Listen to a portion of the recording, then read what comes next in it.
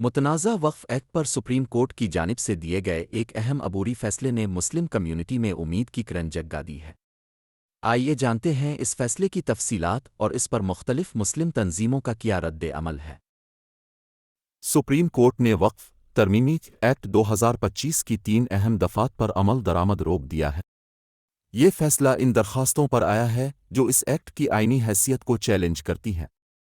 یہ عبوری ریلیف اس وقت تک برقرار رہے گا جب تک ان درخواستوں پر حتمی فیصلہ نہیں آ جاتا۔ اس فیصلے کو مسلم تنظیموں نے احتیاط سے خوش آمدید کہا ہے۔ یہ عدالتی حکم وقف املاک کے تحفظ کے لیے ایک اہم قدم سمجھا جا رہا ہے۔ مسلم تنظیموں نے سپریم کورٹ کے اس عبوری حکم کو محتاط انداز میں سراہا ہے۔ ان کا کہنا ہے کہ یہ فیصلہ انصاف کی بقا کا ثبوت ہے۔ تاہم وہ اس ایکٹ کی مکمل منسوخی کا مطالبہ کر رہے ہیں۔ یہ عبوری ریلیف ان کی امیدوں کو تقویت دیتا ہے کہ ملک میں انصاف کا نظام اب بھی زندہ ہے۔ جمعیت علماء ہند کے صدر مولانا ارشد مدنی نے اس فیصلے کو آئین کی روح کی جیت قرار دیا ہے۔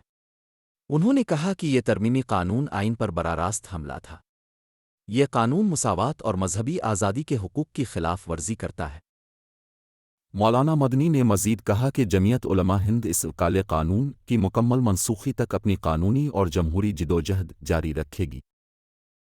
انڈیا مسلم پرسنل لا بورڈ کے ترجمان سید قاسم رسول الیاس نے میڈیا کو بتایا کہ عدالت نے درخواست گزاروں کے کئی اہم مطالبات کو تسلیم کیا ہے۔ سپریم کورٹ کے عبوری حکم نے املاک کے تحفظ کے حقوق پر ریلیف فراہم کیا ہے۔ وقف املاک کو حتمی فیصلے تک بے دخل سرکاری ریکارڈ میں تبدیل نہیں کیا جا سکتا۔ عدالت نے ایکٹ کی دفعہ 3C پر بھی روک لگا دی ہے۔ اس سے یہ واضح ہو گیا ہے کہ کوئی بھی سرکاری افسر یک طرفہ طور پر یہ فیصلہ نہیں کر سکتا کہ وقف بنانے کا اہل کون ہے۔ عدالت نے مذہبی انتظام میں بیرونی مداخلت کے خدشات کو بھی دور کیا ہے۔ مرکزی وقف کونسل میں غیر مسلم اراکین کی تعداد 4 سے زیادہ نہیں ہوگی۔ سید قاسم رسول الیاس نے اس بات پر عدم اطمینان کا اظہار کیا کہ عدالت نے پورے ترمیمی ایکٹ کو منسوخ نہیں کیا۔ بورڈ کا موقف ہے کہ یہ ترمیم وقف املاک کو کمزور کرنے اور ہڑپنے کی ایک سوچی سمجھی سازش ہے۔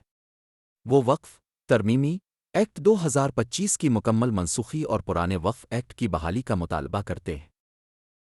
پورے ایکٹ پر روک نہ لگانے سے کئی دیگر نقصان دہ دفعات اب بھی نافذ العمل ہیں۔ ان میں وقف بائی یوزر کی ممکنہ غیر تسلیم شدگی اور وقف نامہ کی لازمی شرط شامل ہے جو اسلامی قانون کے قائم شدہ اصولوں کے خلاف ہے۔ مجلس اتحاد المسلمین کے صدر بیرسٹر اسد الدین اویسی کا کہنا ہے کہ سپریم کورٹ کا عبوری حکم وقف املاک کو مودی حکومت کے 2025 کے قانون سے نہیں بچا پائے گا۔ ان کے مطابق یہ قانون تجاوزات کرنے والوں کو فائدہ پہنچائے گا اور وقف املاک کی ترقی کو روکے گا۔ انہوں نے امید ظاہر کی کہ سپریم کورٹ جلد از جلد اس پورے قانون پر حتمی فیصلہ سنائے گی۔ ان کا ماننا ہے کہ اس قانون کا مقصد وقف میکانزم کو کمزور کرنا ہے۔ مسلم پرسنل لا بورڈ کے رکن مولانا خالد رشید فرنگی محلی نے کہا کہ مسلمانوں نے پورے قانون پر روک لگانے کی درخواست کی تھی لیکن عدالت عظمیٰ نے ایکٹ کی کچھ دفعات پر عبوری روک لگائی ہے۔ انڈیا مجلس مشاورت کے ورکنگ صدر نوید حامد نے اس فیصلے کو بی جے پی کے اتحادیوں TDP اور JDU کے لیے ایک یاد دہانی قرار دیا۔ انہوں نے کہا کہ بی جے پی کے غیر آئینی اقدامات کی حمایت ان کی سیاست کے لیے شرمندگی کا باعث بنے گی۔